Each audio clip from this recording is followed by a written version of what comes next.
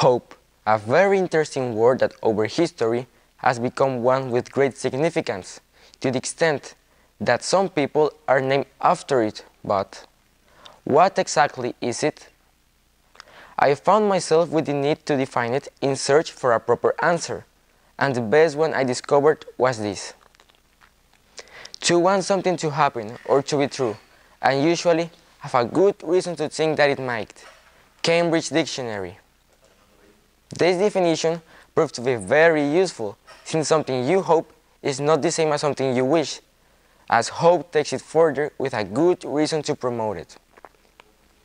That is how I managed to discard many ideas I thought I hoped to happen, when realized they were just wishes. However, I discovered that hope must be built on reasons, proofs, arguments, and that is how I realized what my hopes for the future of the society are. People that do not judge others by their origin and color.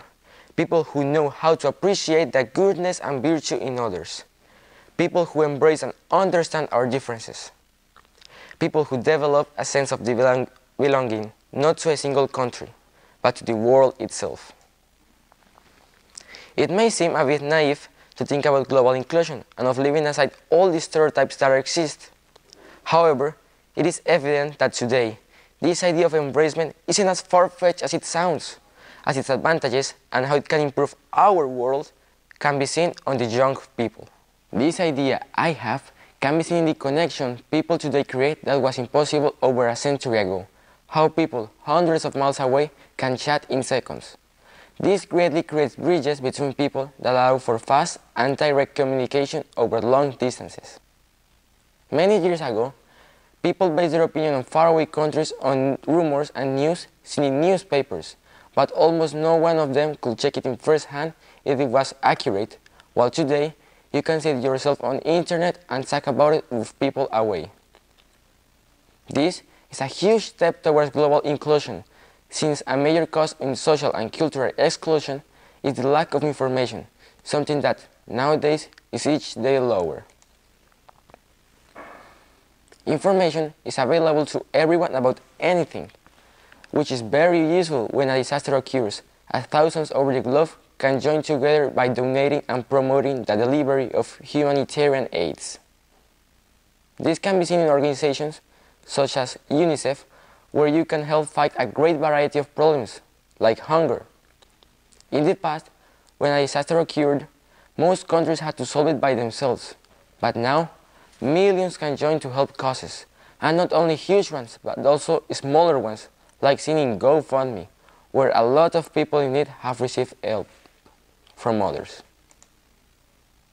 And this is just the shell. Going deeper, everyone can be witnesses of how the global citizenship is becoming reality, with many organizations promoting global education. This basically means that you are able to do your university studies in other countries like Canada, US, or England. There is no longer that closed view that you can only do your studies in your country to help by developing personal and professional skills in order to improve. Now, you have every chance to go to other places and meet new people, create new bonds, and more people start realizing how similar we are. Many may think that this could be hard for the language frontiers, but in fact, a great amount of people can understand two languages. According to an European Union study, over half of Europeans can hold a conversation in at least one additional language. A quarter are able to speak at least 2 additional languages, and 1 in 10 are conversant in at least 3. This is a big number that, without doubt, will increase each year with the extended use of lingua franca or bridge languages. However, you may gather, I have talked about how global citizenship is becoming a reality, but what exactly I hope will occur with its expansion?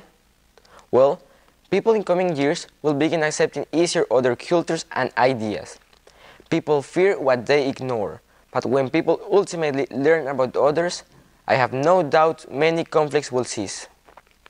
In 1984, by George Orwell, the party took control of people's life by deciding what they know and released their inner hate in foreigners, who they seen as inhuman, whom they hated, but in reality, they knew nothing about them. With easy access to data, that people can know how many wars are maintained through fear and ignorance, and help to end conflicts after all.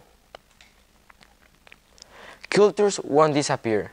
They are part of the people, and diversity is what makes life so interesting and worth living. But I see a world where everyone cooperates and builds with each other, regardless of their country or race.